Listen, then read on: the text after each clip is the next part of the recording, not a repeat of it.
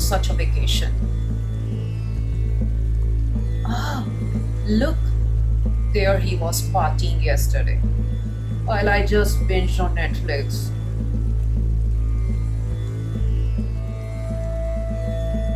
Oh no, she has got more likes than mine. Whatever. Wow, look at her Prada purse. Oh, it's so lovely. I wish I could have one. Do you recognize these internal monologues that are so typical of a social media scroller? Hey, you lovely people. Welcome to my channel, Let's Confab with SG. For all my subscribers, thank you so much for supporting me. Rather than being transformed by your environment, transform it. Hi folks, I'm Dr. Shubhangi Gupta, a proud mother of two darling daughters, but young enough to have grown up with the boom of social media. As we celebrate World Mental Health Day today, I want to put an urgent spotlight on the issue of social media's impact on our mental health.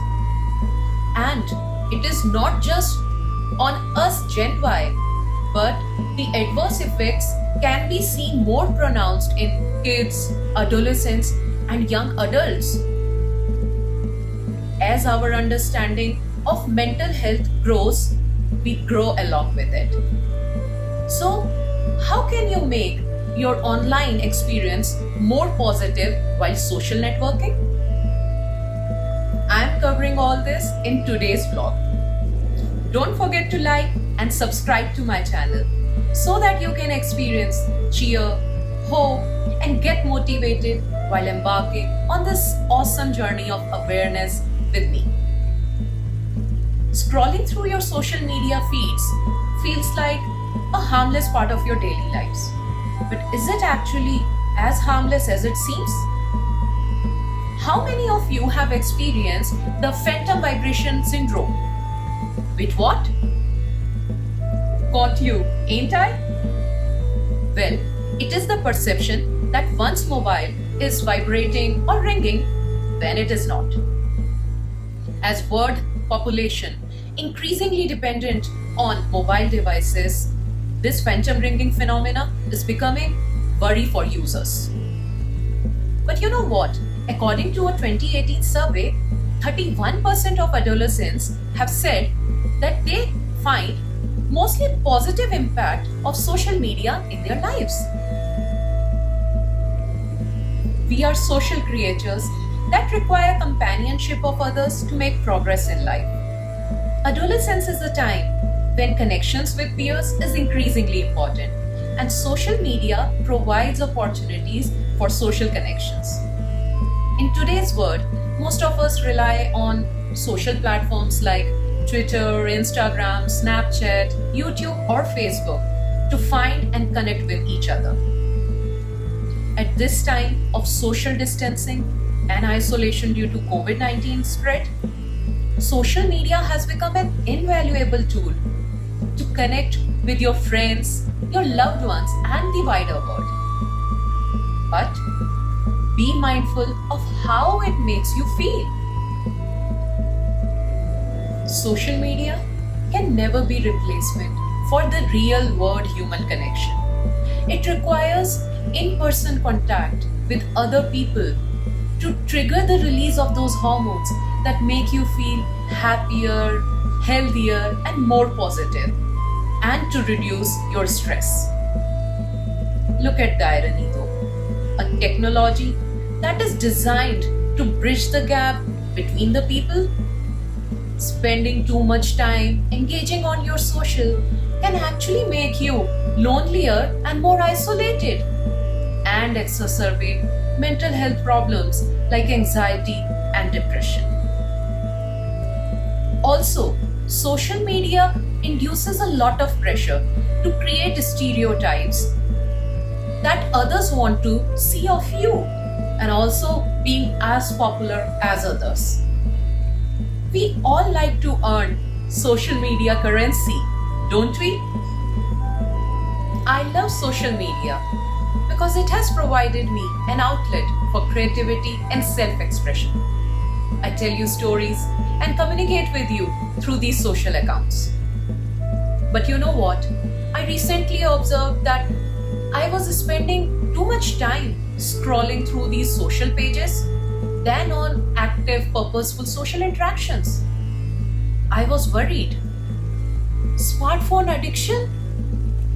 It usually begins when you start aimlessly scrolling through your social purely to ward off boredom. Though, using social media accounts more often increases FOMO and sense of inadequacy, dissatisfaction, and isolation. What usually happens after that is it negatively affects your mood. And just to distract yourself from unpleasant feelings or to self-soothe your moods, you tend to use social even more. And so the downward spiral continues. This is not all. 40% of online adults have experienced online harassment. If these ugly micro moments go unchecked, it will result into macro problem. Suicides. Scary, isn't it? As social media continues to become part of the fabric of modern life, abstinence from this digital layer is becoming less of an option. Hence, it is high time that we learn to practice safe social before it's too late. Do you know that an average Indian social media user spends 17 hours on social platforms per week, less than those in China or United States? We do not even spend such time eating our meals per week.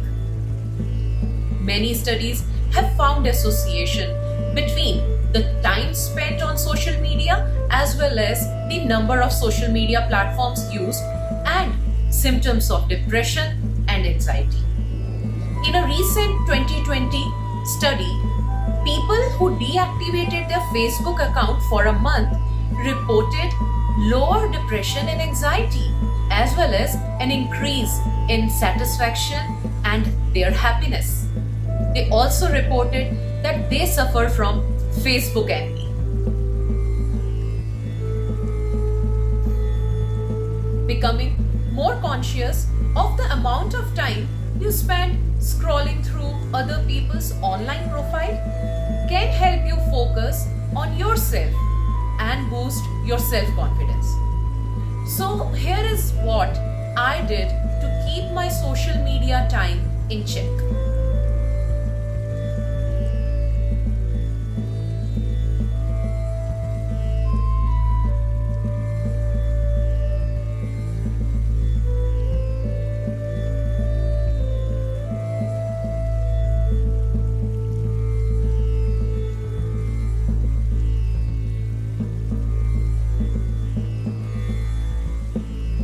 Almost 2 in 3 Indians who have smartphones are on some kind of social media site.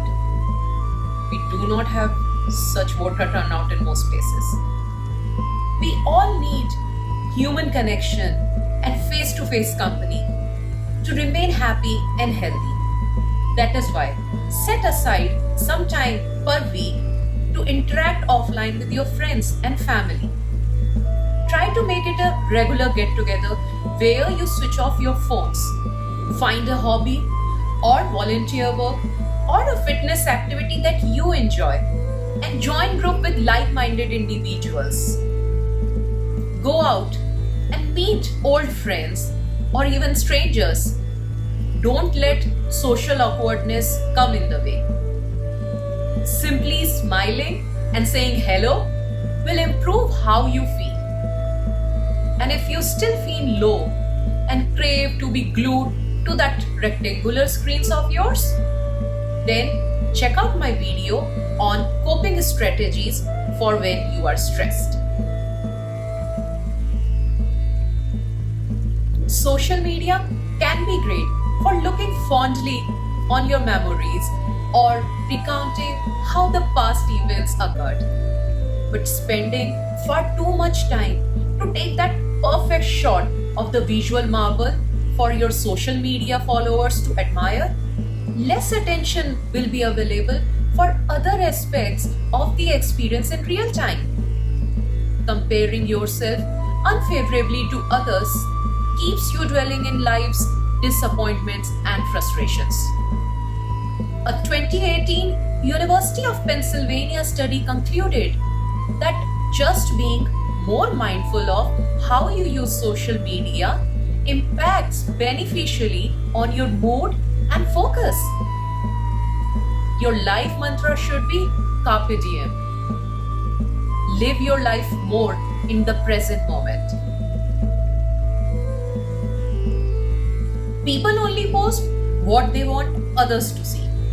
Images are often manipulative or carefully posed and selected. This is changing our sense of identity. Don't tie your self-worth with people's perception of you on social media. And when likes aren't enough, we tie our happiness with a variable which is beyond our control. Remember, no one's life is ever as perfect as it seems on social media. Next time, when you try to scroll those social pages, just pause for a moment and clarify your motivation for doing so. Is it to mindlessly kill the moments of downtime?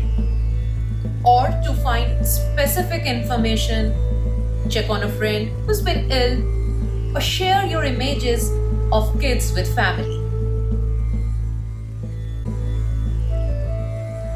As a parent and as an educator, I must bring your attention to cyberbullying. Don't let harassers harass you.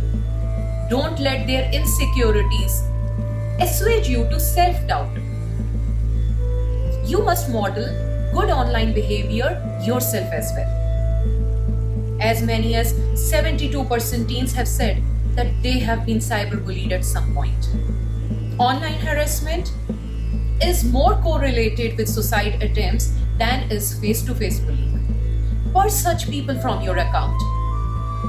Use social to get more laughs, inspiration, motivation, and spread love. If I may ask, how many of you have or have considered deactivating your social accounts? Share your thoughts and answers in the comment box below. Here is a shout out to Vanya for her showering love. And Girish Goyal, I'm glad I could help you win over your anxiety. Hope you like my video. Do hit the like button and subscribe to my channel. Press the bell icon for updates on my new video. Remember, you all are special and loved. Learn to balance your social media and incorporate some of these tips into your life. Don't let social media hurt your mental health. Choose your social for good things that lift you up. If you are still experiencing signs and symptoms of depression and anxiety, it is important to seek treatment. You can check out the signs in my video in the link above. Check out my Facebook page and other videos on mental health series for more inspiration and support. Until next time, I wish you a happy, healthy, and a meaningful life. Bye.